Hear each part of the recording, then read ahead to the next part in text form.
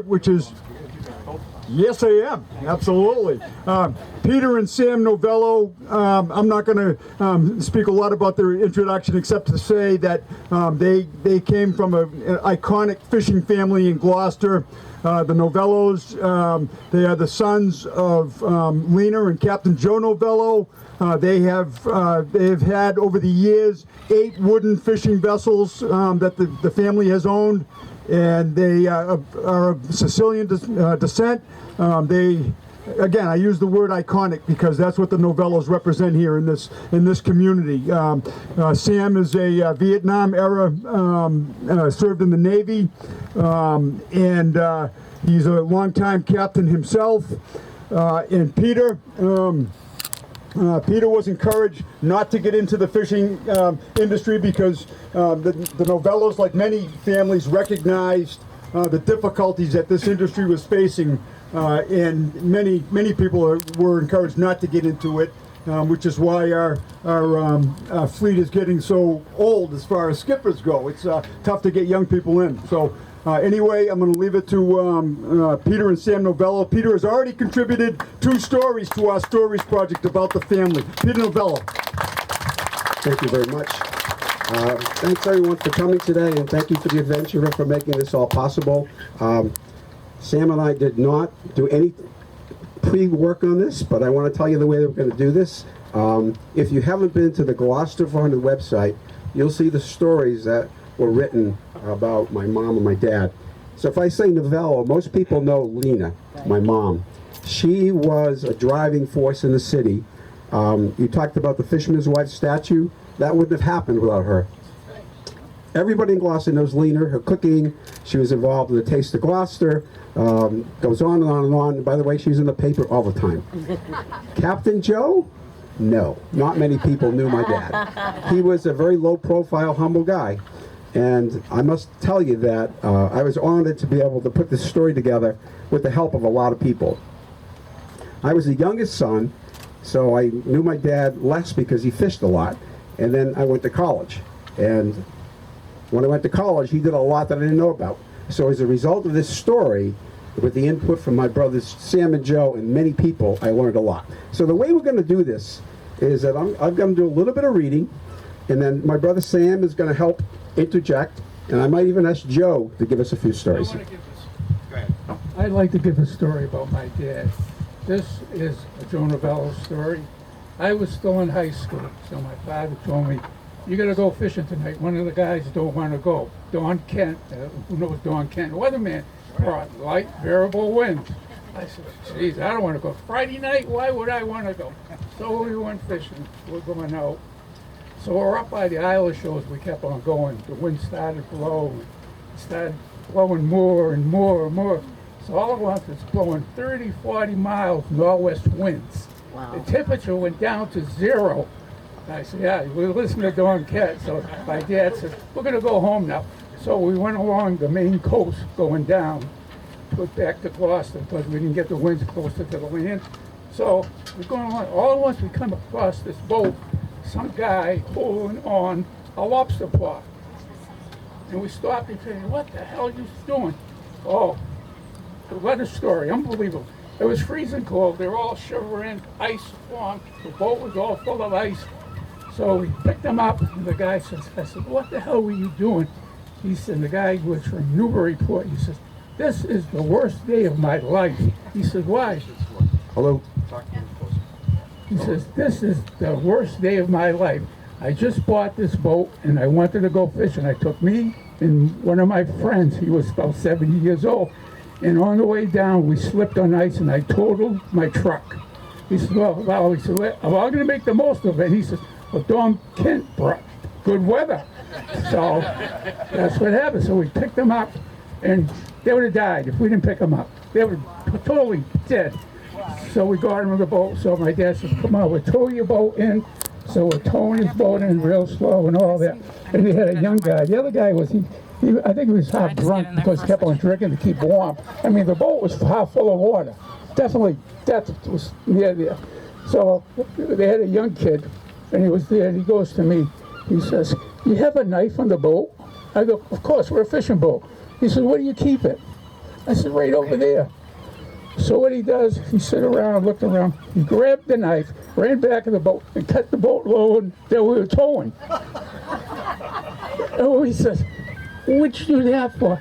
He says, I just thought the way things were going, that boat would come down and sink your boat. And that was the story. Them guys would have been dead. You know, really. So knowing the weather, knowing what you're doing, crazy, crazy. So we'll go back and forth with some of this fun stuff. But anyhow, so my parents, Joe and Lena, were the children of Sicilian immigrants. So the story that I understand is how this all happened is a grandfather of mine was fishing out of Boston. This was before they even came to Gloucester. And there was a storm that brought the boat into Gloucester Harbor. And my grandfather saw this harbor and said, wow, this is what we had back home in Terracini. So that began the drove where the Sicilians from Terracini, Italy, all came to Gloucester. So you look around, you look at the names in Gloucester, and you look at the names in Terracini, guess what? They're all here. So that's how the Sicilians started here, just to let you know. So I'm going to do a little reading, not to bore you, and then we'll kind of interject back and forth.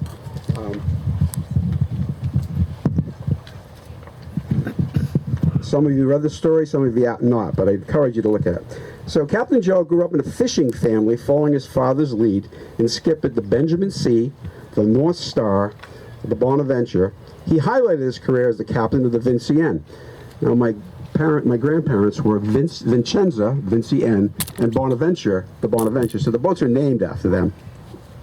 While his wife Lena was in the public limelight, Captain Joe was working behind the scenes, helping many on the waterfront and modernizing Gloucester's fishing industry. I had no idea what my dad did. Today, we would call Joe an entrepreneur. It was said that he introduced Gloucester Fleet to the shrimping market and was believed to be the first to bring stern trawling into the harbor. Do you want to talk about that for a minute? We were probably the first in everything, really. If you fish with the Vincienne, 90% of the time, you became a captain in Gloucester. 90% of the time. You know? He was a remarkable guy. And he was like Dr. Jekyll, Mr. Hyde. He completely changed when he's fishing. Everything was business. Sure, you wouldn't know that about him. And what's the funny part about it, you know, like my mother and father never talked Italian when we were there. This is America. We want our kids to speak English. So I dread that now to know what I learned. So years ago, my grandfather, he was known as a Chinaman. He was Chinaman 1. My father was Chinaman 2. I was Chinaman 3. My son was Chinaman 4. And they used to talk Italian on the phone, which I never knew what they were talking about anyway. So finally he said, oh, yeah, the Chinaman. I was fishing, guy was fishing on the boat with us, and he says, he said, what's the Chinaman up today? You're speaking about my father. So I never put it together. So I said, well, why do they call people Chinamen? Why were we called Chinamen? I think all the Novellos were considered Chinamen because someone told me, well, your grandmother was short and she looked like a little Chinese lady. Or is it that you, I think it's the other one, is that we don't say much, we just do our work. And that's me. I don't talk much, that's my wife. That's all I talk about, fish. That's the only thing I talk about is fish. Fishing, how to cook it, how to eat it, regulations and everything. That's what I know, that's what my life. I'll give you one fish story that involved my mother. My mother says, she used to get the Italians coming up, oh, you gotta come with this guy's gotta come with you. I said, okay, ma, I'll take him with me, right? He says, #1 skipper in Italy. So I say, all right, you get the watch. So you never sleep new when you get a new guy in the boat, guaranteed. So I was doing, I said, well, it's time, I should be called, I should be tall. So I get up and I said, what are you doing? Oh, nothing. I said, well, we should have been there. You think I make mistake, #1 skipper? I said, no, you did good. So we had to go back a half an hour. So we set out the net. So we had a big set of fish.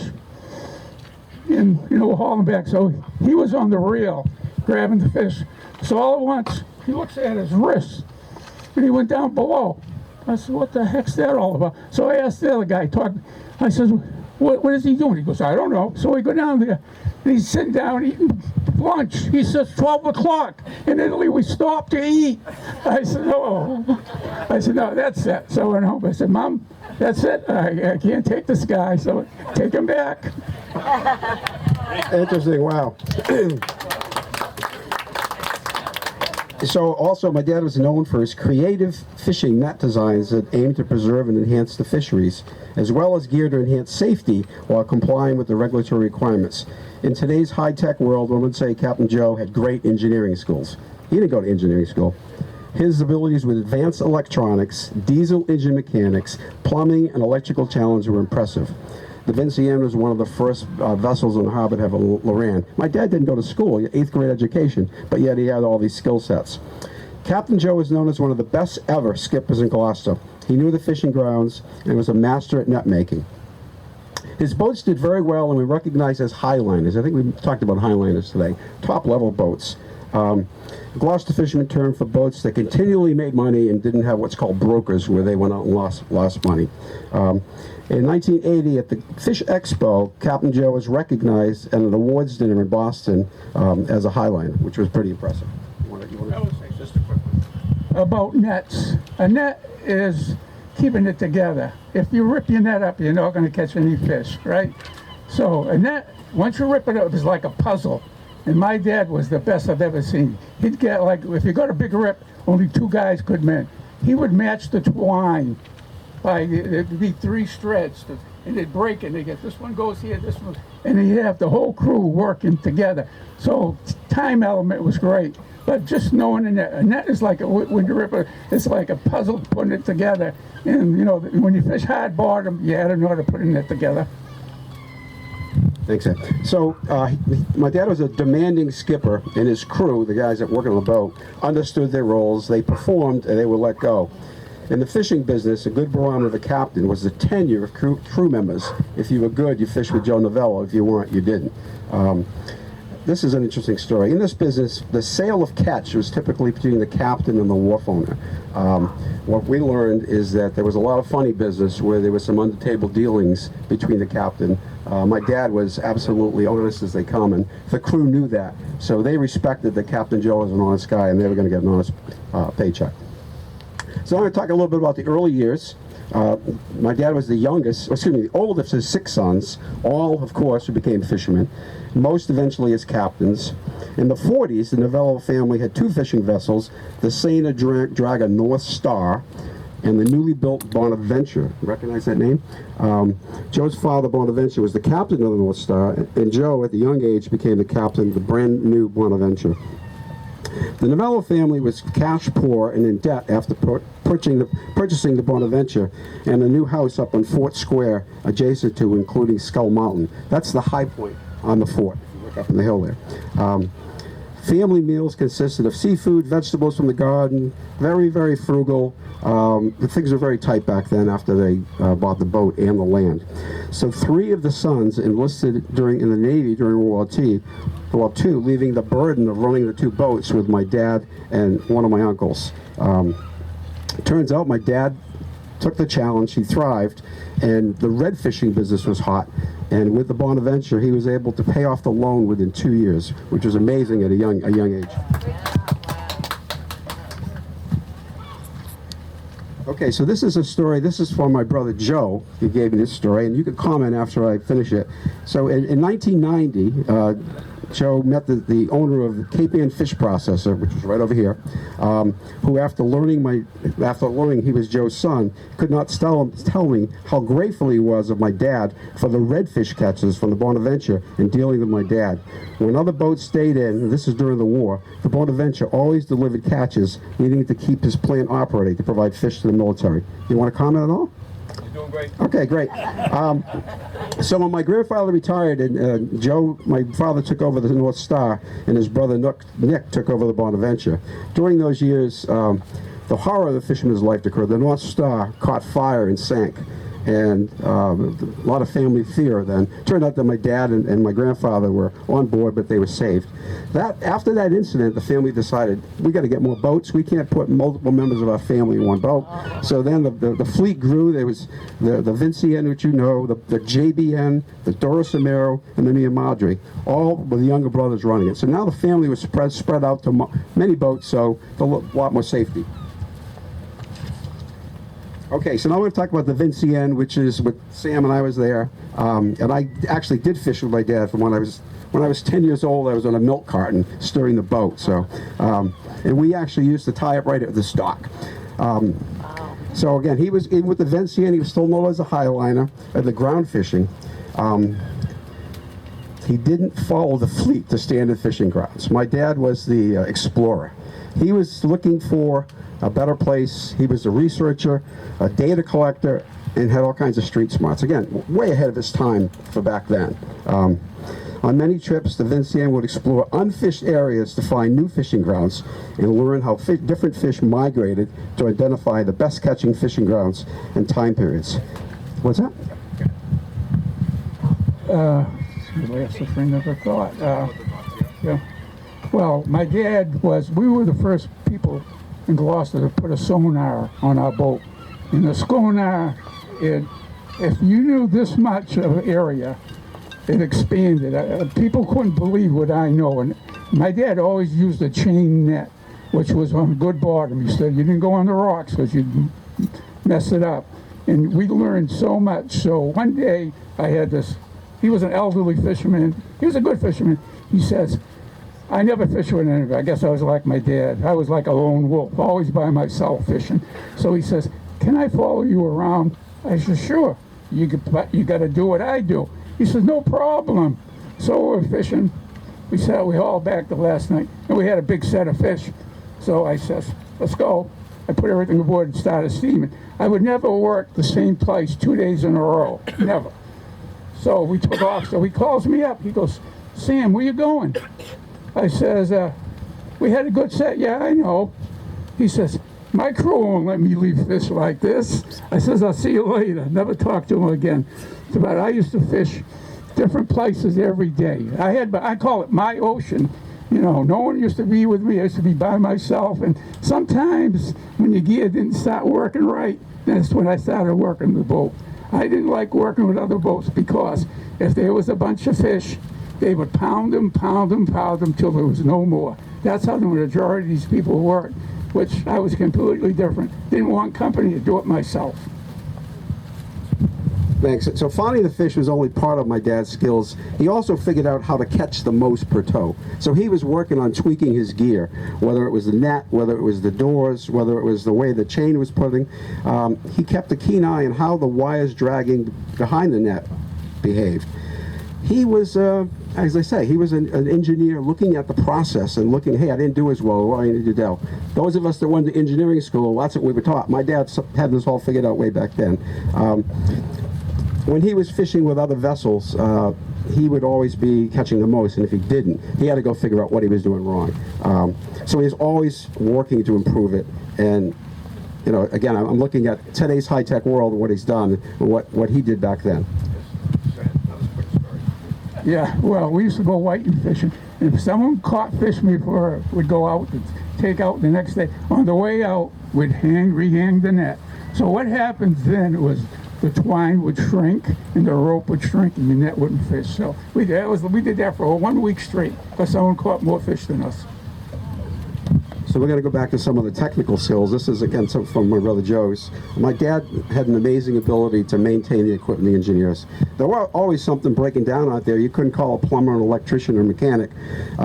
So, you know, our carpenter. My dad was able to do it. He fixed the problem, worked around it, or the boat would have to go home, and if you go home, he wouldn't make any money. So somehow, some way, he was able to get things working. My dad applied what we call street smarts to fix problems to avoid the boat being broken. And again, if the boat came in, they didn't make any money, and neither did the crew. So the goal was to stay out fishing and maintain that boat. And again, somehow, some way, he did it. So this is a great story. This is from my brother Joe. The most memorable, I have to read it because this is great. The most memorable case of showing Dad's incredible talents is when the fishing vessel JBN, it's my Uncle Scrod's boat, and the fishing vessel Vincienne were fishing together in a very challenging ground. It was a very miserable area to fish because there were hard bottom, lots of hang-ups. Hang-up is when a net gets stuck on the bottom and you tear it up. And it was foggy, and there was not much charm there, but it was very productive fish there. My dad was the captain of the Vincian, and my Uncle Scrod, who was the captain of the JBN, was sick, so he had a rookie skipper take the boat out, and he said, just follow my brother Joe. He'll just go where they want. So the Vincian and the JBN fished together so that JBN could get a good trip while my uncle was home sick. So after 3 days, the JBN's engine quit. So the crew of the JBN couldn't figure out what to do. So my dad, again, this was from my brother Joe, got in a dory, rode in the fog across to the JBN in 6-foot foggy skis. He did his engineering work and discovered there was a piston on one of the engines that broke. So if they went home, they both went home, they would have a broker. That wasn't going to happen. So my dad told the skipper, you go fish the Vincian, I'll work on the engine. So my dad did. He actually, he had the VHF radio on, talking to the skipper, telling him what to do while he was down in the engine room working on this engine. The next morning, the crew of the Vincian couldn't believe they saw the smoke coming out of the smokestack of the JBN. My dad was able to remove the broken piston rod and get the engine started on 5 pistons. So that boat ended up running. So that was an amazing story for a guy that, in 8th grade education. That's incredible.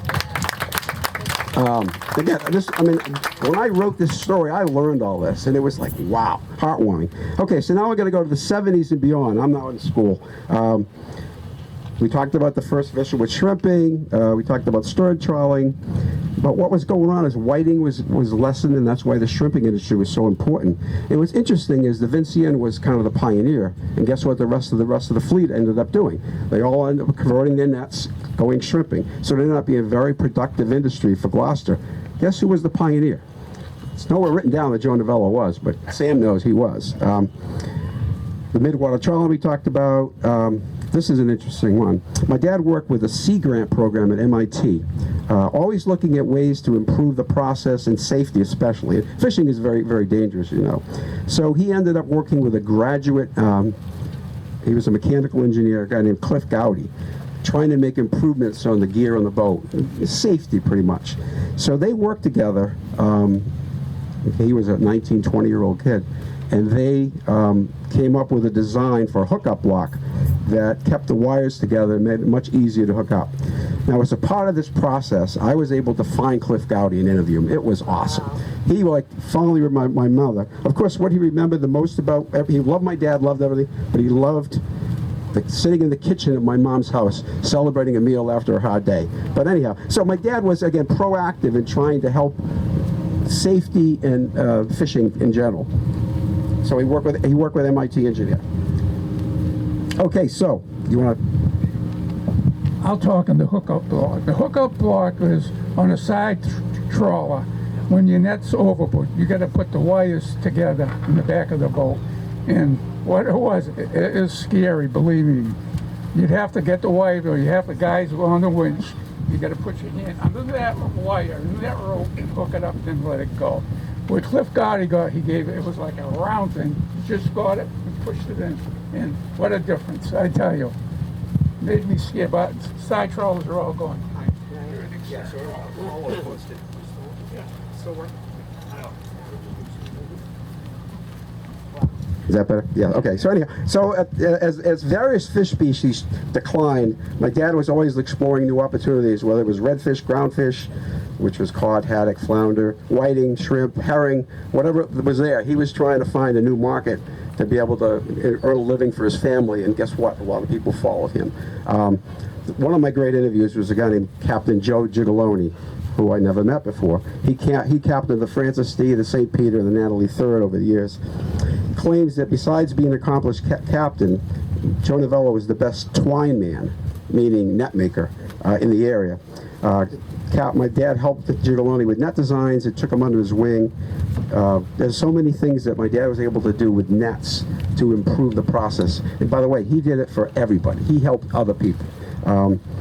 So they fished together. They worked together up at a place called Olivon Net and Marine. Anybody heard of Olivon Net and Marine? It was a twine factory my Uncle Sam ran. Olivon is Novello spelled backwards. So Sam Novello gets the creative award in our family. He's the one that came up with that name. Sam Novello, by the way, is the one that came up with the oars, the St. Peter's Fiesta. That was all his creation. So let's see. So we're going to go helping with nets. He worked with Gigaloni. My dad eventually retired as a captain in '78, but that's not where he ended his career for sure. A great story, maybe you saw this story, where my dad, where we're sitting today, back in 1994, there was a ship called the Lady of Good Voyage, donated by a woman, a Portuguese woman, and my dad agreed to skipper this boat to take to the Honduras to train people how to fish. So this was another one of my interesting adventures in learning the story. The boat was actually sitting right here. You might have seen the picture in the Gloucester 400. The priest was here blessing the boat. A bunch of people on the dock right here, and this young kid in a bike came up with a camera, wanted to know what was going on. His name was Arnie Jarmack. He was I don't know, 19, 20-year-old. So anyhow, he asked my mother. He said, "What's going on here?" And my mother said, "Well, this boat is leaving for the Honduras tomorrow. They're going to train people to fish." And Arnie said, "Boy, I'd love to do that." And my mother said, "Well, go see that guy there. That's my husband." So it turned out that Arnie ended up taking the trip with my dad and Louis Benson, and they sailed to the Honduras. And he took all kinds of photographs that's somewhere on the web. But Arnie wrote a great story, and I won't go through it. It's on the Gloucester 400. But it changed his life after that, spending that time with my dad. He knew nothing about fishing. I never knew that. I was going through Google, and it says, I went to Honduras with a fishing captain, right? I says, "Gee." So I called him up, and it was my dad. And he says, "Your dad changed my life."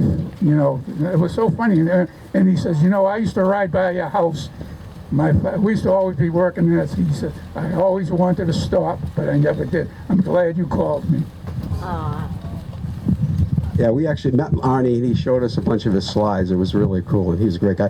This is a really good one. I'm going to read this. This is a letter. This is my nephew to my dad's eldest grandson went fishing with him a couple times. They went on, I think they went on the Bonaventure. Yeah.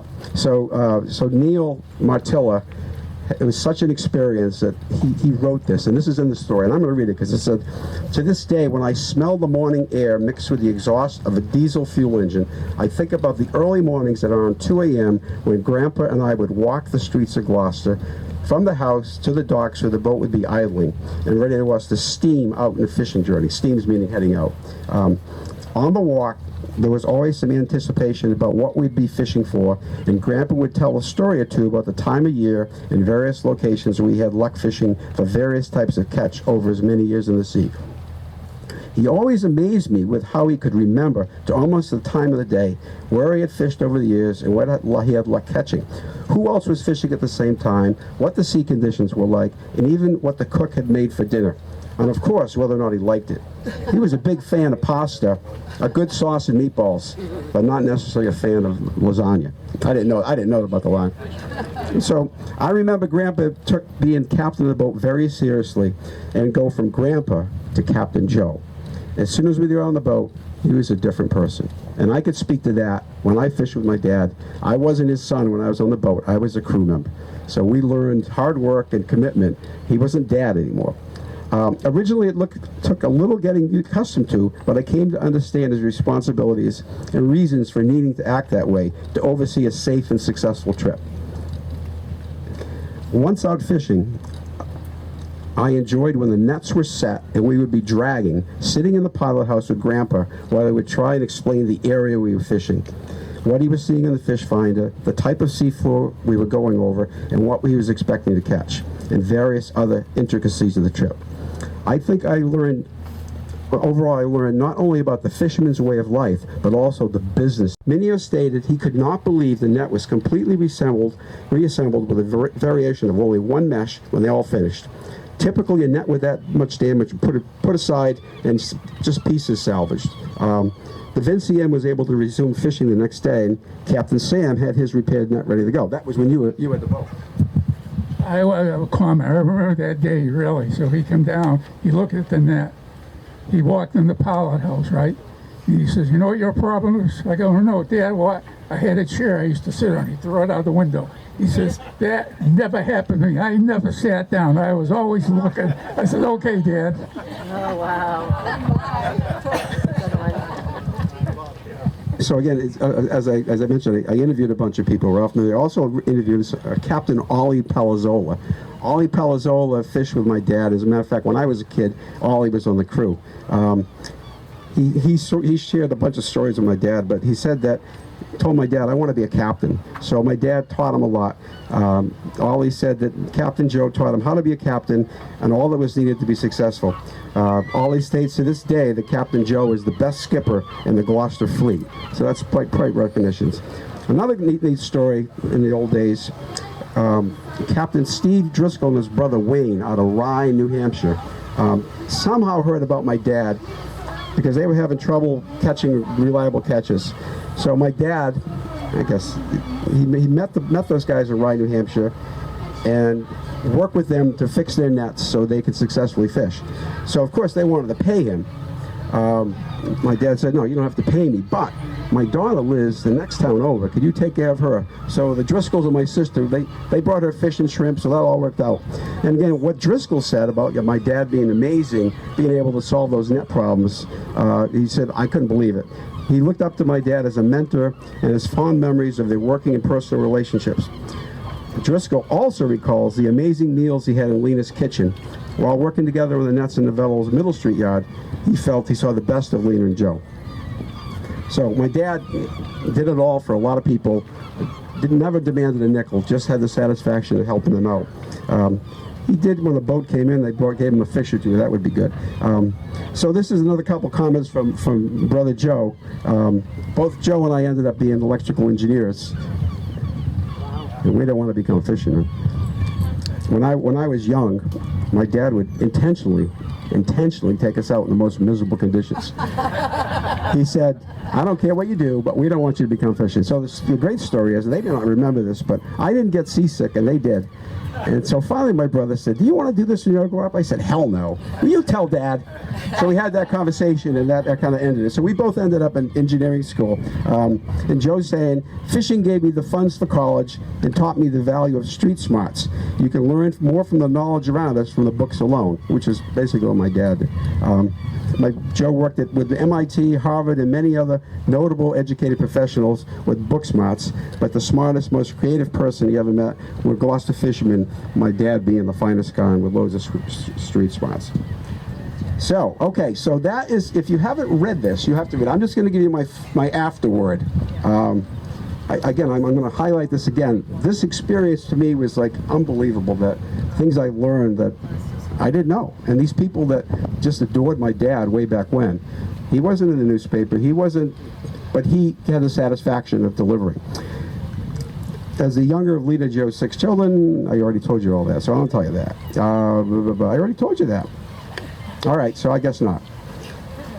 I just said that my dad had incredible talents, was a contributor to the fishing industry.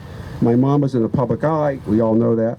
My dad was so humble and just showed up to help anybody and anyone who needed his support, both during his career behind the wheel and when he was ashore. He didn't want to be paid a cent. So Lena's legacies included the Fisherman's Wife statue, the formation of the Fisherman's Wives Association, the creation of the cookbook, The Taste of Gloucester. My dad's contribution to fishermen, captains, and fishing families didn't result in any visible legacy that Lena had, but his expertise helped fishing community members earn a good living and provide a foundation for future generations. Where is that recorded? Joe wants a comment. There you go. Are you done? No, I'm not done. I want to say amen. You mentioned she was a cook. Who made the best lasagna? Your mother. Yeah, but that's not on the boat. So anyhow, so as a result of the Gloucester 400, I was able to write my mom's story, and I hope you go to Gloucester 400 and read that story.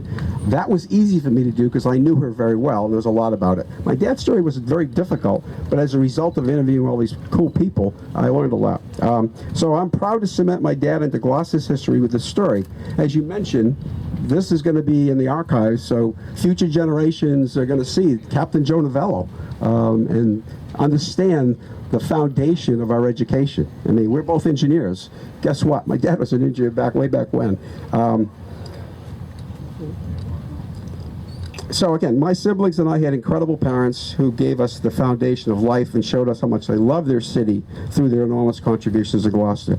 Joe and Lena, and I'm saying this, were a power couple that made a big impact on Gloucester's history.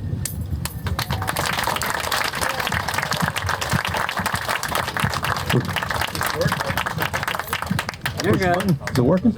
Yeah. Does everybody or anybody know where the term highliner comes from? Anybody know where that comes from? You shut up. Anybody else? Oh, you can't hear? I don't know. Anyway, where it comes from, and I think it's cool. A boat, when it catches fish, it sinks in the bow. So when it comes in, the water line is always high. If it does it repetitively, it has a high line. So that's where highliner comes from. Just a bit of trivia. Peter did a great job in explaining everything. One thing I think me and Peter, we lucked out. We both got master's degrees. We met a lot of good people. But like he said, smartest people were right here.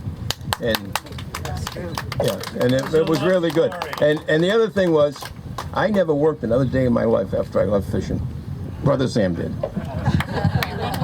So anybody have any questions? Oh, wait a minute, I got another story. Hold on. This is a little Lehman Novello story. My dad never told me things to do when I'm fishing. My mother told me, you never go fishing on St. Joseph's Day.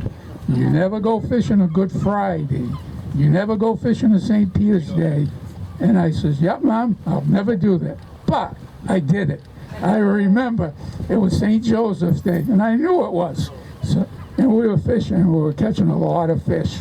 And I said to myself, it was like 12 o'clock, and it went by, and I said to myself, you think St. Joseph would mind if I fished another half an hour? I said, no. 15 minutes, the boat stopped. And this is some place I fished a lot. It was like my backyard. It took me 9 hours to get home. I had a giant rock in my net. And it broke loose when the breakwater, right? So I go in. My mother says, what did I tell you? I said, right, Mom, you're right. I'll never go fishing St. Joseph's Day again. I never did. So another story was, it was St. Peter's time. Usually in fishing, Noah opens up an area on the same day. It was this day, and they open up. That's where you catch your most fish. So my son says, we got to go fishing. You know, they're going to get all the fish and all. So he says, what can happen? We're only here, Ipswich Bay, an hour away. And, you know, he finally talked me into it. So we set out at 6 o'clock at night, and we towed to 6 o'clock in the morning. And we hauled the net, we tried to haul the net back. The wire broke on one side, so we couldn't get the net aboard. So it took us about 5 hours finally to get the net aboard, right? So finally we got the net aboard, and we're on our way in. So he goes to me, myself. He says, gee, we ain't getting much water out of this pump. I said, what could that be? Don't worry about it. 10, 15 minutes later, the bilge alarm goes off. I go down the engine room. The pump broke, and it was pumping all the water into the engine room, and it was up to the floor. So we had to stop. And so I said, wow. Finally we straightened out. So I was supposed to be home at 9 o'clock in the morning. I didn't get home till 3 o'clock in the afternoon. So my mother says, where were you? I said, Ma, you never believe what happened. And that's what happened, really. At the same time, I lost my wallet. My kids go looking for money. I got my wallet, I lost, all on the same day. So, superstition to what your mother tells you, you gotta listen to it. Anybody have any questions before we close it up? Yes. Can we get your mother's lasagna recipe? It's in the book. I don't know. It's in her cookbook, right? Maybe. Yep. That's my favorite cookbook. It's in the cookbook. He's got the cookbook. There it is. Okay? Again, thank you very much. It was great. Appreciate it.